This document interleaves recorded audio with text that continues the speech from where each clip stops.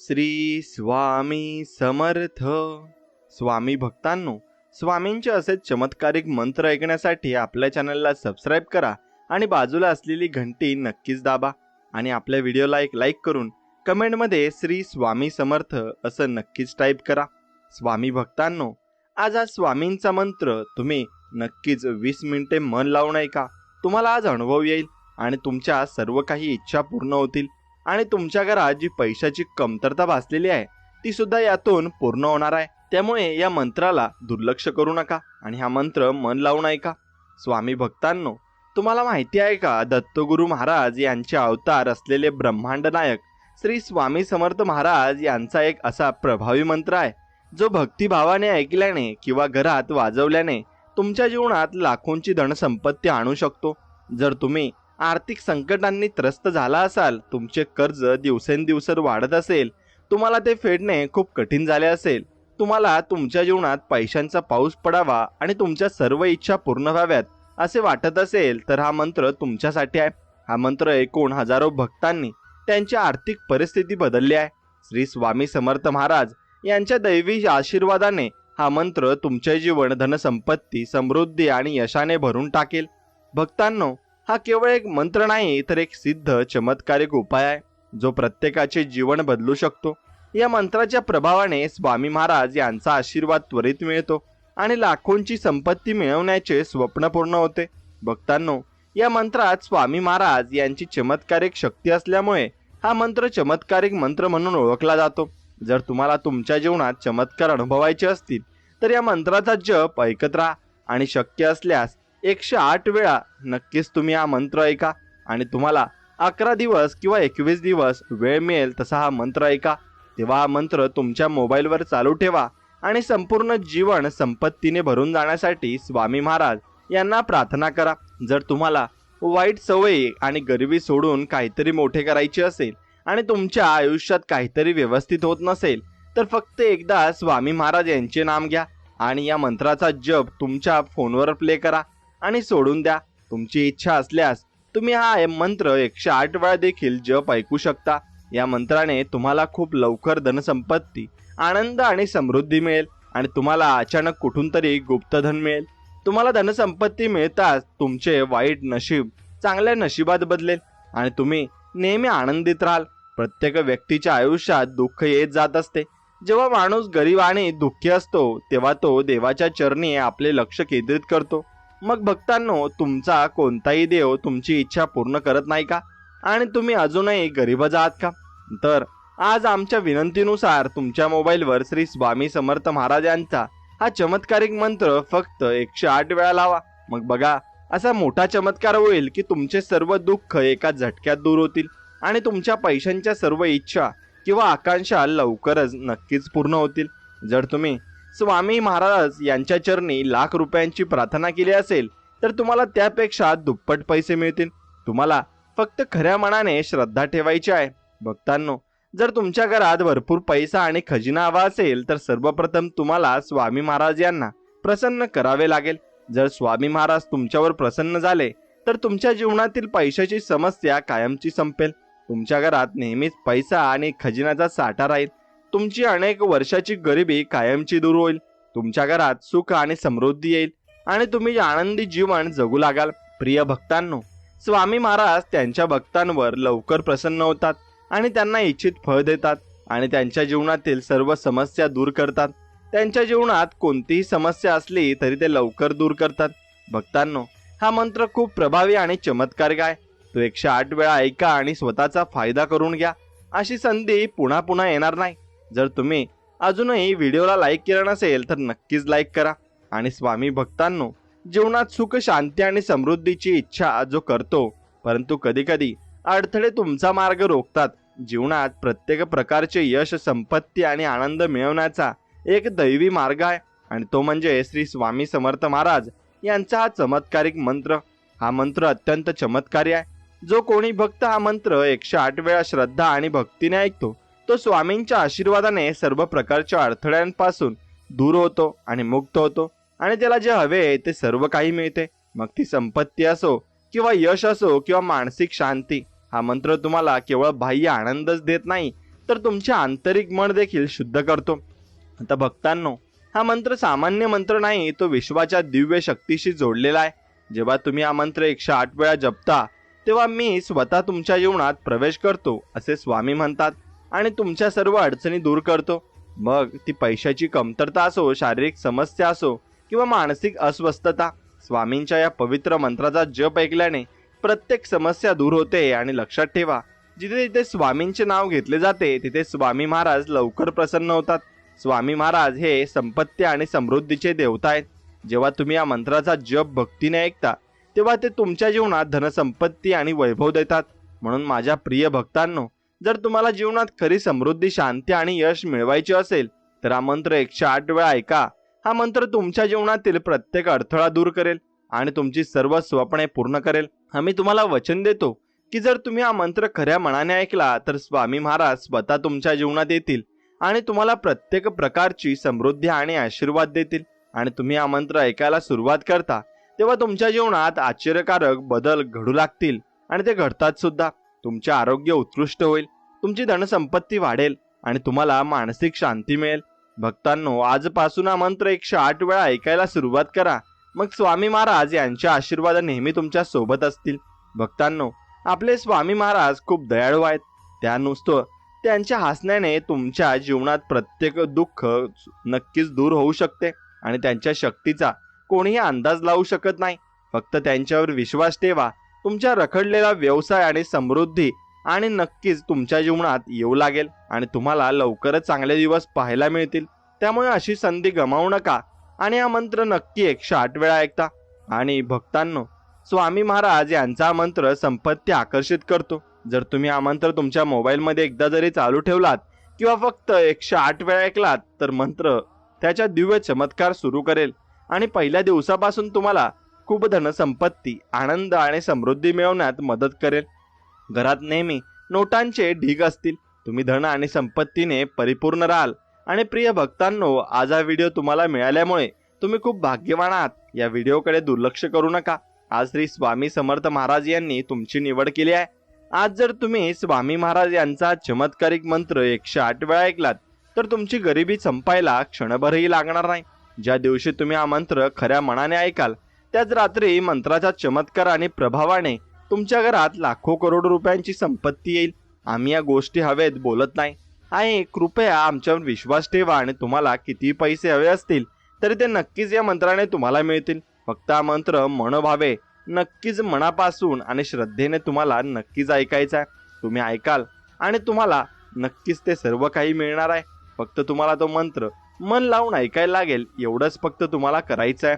आणि स्वामी भक्तांनो, तुमच्या आयुष्यातील सर्व संकट दूर करायचं असेल आणि तुमच्या स्वामी महाराजांची कृपा सदैव लाभावे असे वाटत असेल तर आजचा हा मंत्र नक्की ऐका. आणि हा मंत्र अत्यंत प्रभावी, लाभदायक आणि आयुष्य बदलणारा आहे.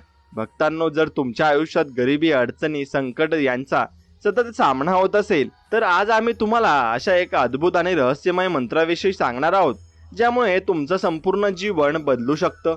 मात्र याचा लाभ फक्त त्यांनाच मिळणार जे 108 वेळा हा मंत्र संपूर्ण भक्तिभावाने ऐकतील. भक्तांनो, कधी तुम्ही विचार केला आहे का की काही लोक अचानक श्रीमंत कसे होतात? काही लोक अडचणींमधून बाहेर येऊन आनंद, समृद्धी आणि यश कसे मिळवतात?